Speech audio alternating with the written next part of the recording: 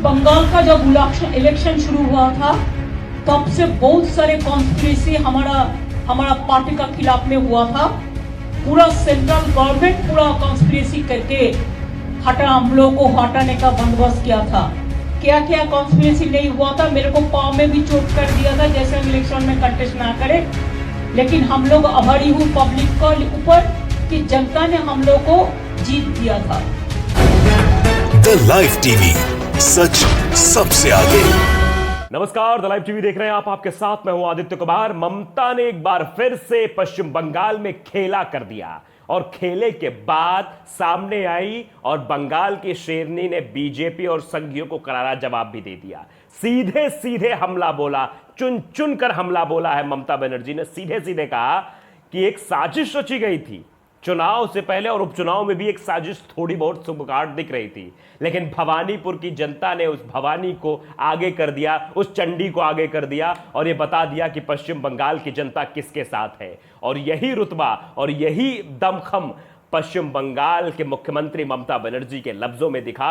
और सीधे सीधे ममता बनर्जी ने टारगेट किया भारतीय जनता पार्टी को और केंद्रीय पूरे महकमे को कि किस तरह से पूरी केंद्र सरकार उनको हराने के लिए सामने आ गई थी, साजिश रची जा रही थी, उनको चोटिल भी कर दिया गया था। लेकिन बंगाल की घायल शेरनी का जज्बा कम नहीं हुआ और वो जज्बा दिखा कि बीजेपी आज चारों खाने चित हो गई।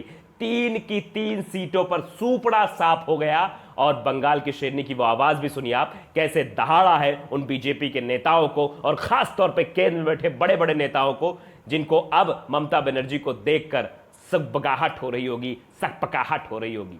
वीडियो आप देखिए ममता बनर्जी ने कैसे घेरा। मैं आप लोगों को कहने चाहूंगी कि बंगाल का जब इलेक्शन शुरू हुआ था तब से बहुत सारे कॉन्स्पिरेसी हमारा पार्टी का खिलाफ में हुआ था। पूरा सेंट्रल गवर्नमेंट पूरा कॉन्स्पिरेसी करके हम लोग को हटाने का बंदोबस्त किया था। लेकिन हम लोग आभारी हूँ पब्लिक के ऊपर कि जनता ने हम लोग को जीत दिया था।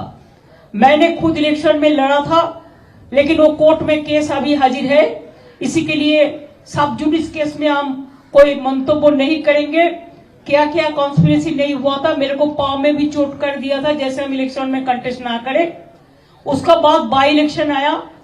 हम चुनाव आयोग का प्रति आभारी हूं कि उन्होंने टाइम का अंदर 6 महीने का अंदर जैसा सिस्टम है इलेक्शन कमीशन का, और हमारा कोविड भी इधर में इतना नहीं है, कम है, कंट्रोल में है।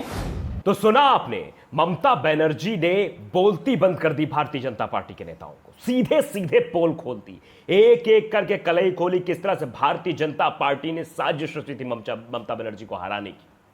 किस तरह से वहां पूरा कैबिनेट लग गया था, सब प्रचार बन गए थे, स्टार प्रचारक बन गए थे। अपायजान की पूरी कैबिनेट पश्चिम बंगाल में ही लग गई थी सिर्फ ममता बनर्जी को हराने के लिए।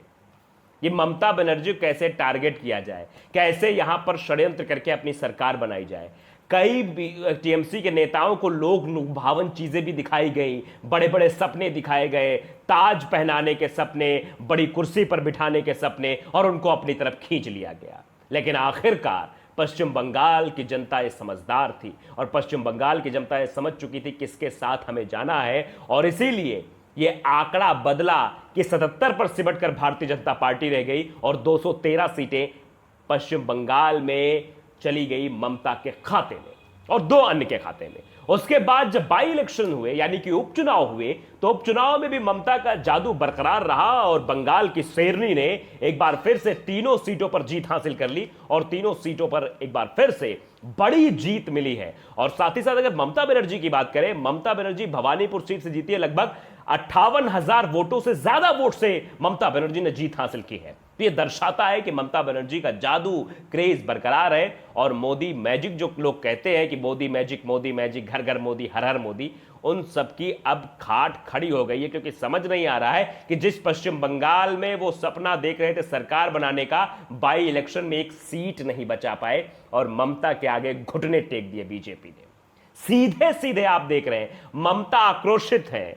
ममता के मन में वो दर्द भी है उस वक्त का कि कैसे चुनाव में साजिश रची जा रही थी, उनके पैर में चोट भी लग गई थी, उसको भी ये लोग किस तरह की बातें कर रहे थे पश्चिम बंगाल में।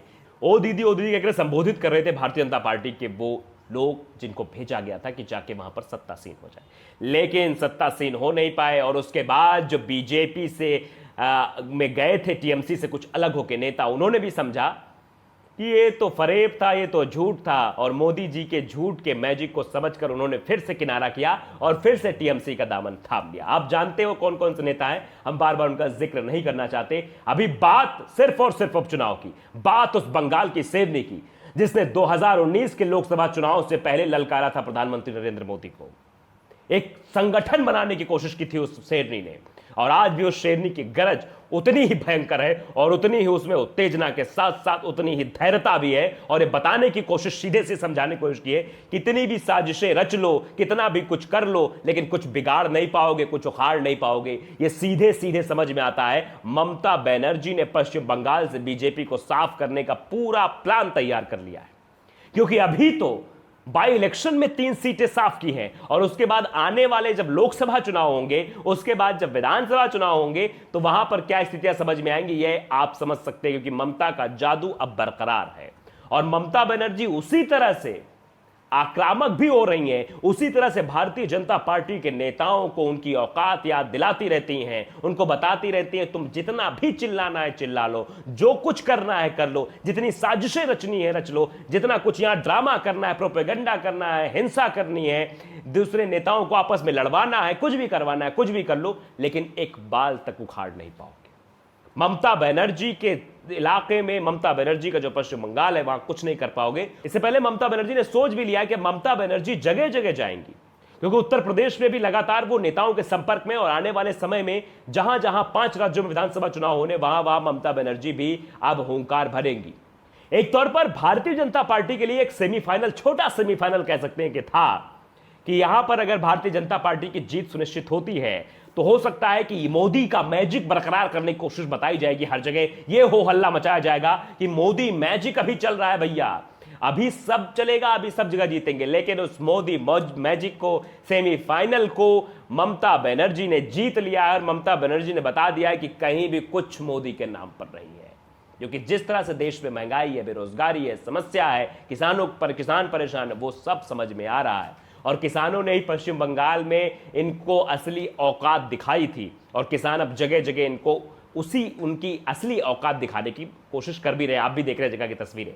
तो ममता बनर्जी अब सीधे तौर पर हमलावर है, सीधे तौर पर हमला करती है, सीधे तौर पर बातचीत करती है, और सीधे तौर पर बीजेपी के नेताओं को टारगेट कर रही हैं। तो अब इससे साफ है कि बीजेपी के लिए एक बड़ी चुनौती के रूप में ममता बनर्जी उभर रही हैं, और यह बड़ी चुनौती बहुत मुश्किल पड़ने वाली आने वाले समय में। और अब जो रास्ता तय करना है भारतीय जनता पार्टी को आगे का, अभी तो 5 राज्यों के चुनाव है, इसमें आप देखना नतीजे क्या दिखाएंगे, और उसके बाद जब ये लोकसभा चुनाव में कूदेंगे तब इन्हें कैसे ममता बनर्जी पटखनी देने के लिए तैयार खड़ी रहेंगी, और कैसे ये अपने चीजों को दिखाएंगी। ममता बनर्जी अपनी ताकत दिखाएंगी, अपना जज्बा दिखाएंगी, अपनी बातें दिखाएंगी, क्योंकि अब बंगाल के शेरनी ने मन बना लिया है कि बीजेपी के नेताओं को जड़ से उखाड़ फेंकना है, और इसीलिए उनके लफ्जों में साफ साफ ये आता है, कुछ भी कर लो, कितनी भी साजिशें कर लो, ममता बनर्जी का कुछ नहीं होने वाला, और ममता बनर्जी इसी तरह जीतती रहेंगी और जनता के लिए काम करती रहेंगी। तो द लाइव टीवी को अगर आपने सब्सक्राइब नहीं किया है, सब्सक्राइब कर लीजिए, बेल आइकन जरूर दबाइए ताकि ऐसी खबर आप तक पहुंचती रहे। नमस्कार। द लाइव टीवी, सच सबसे आगे।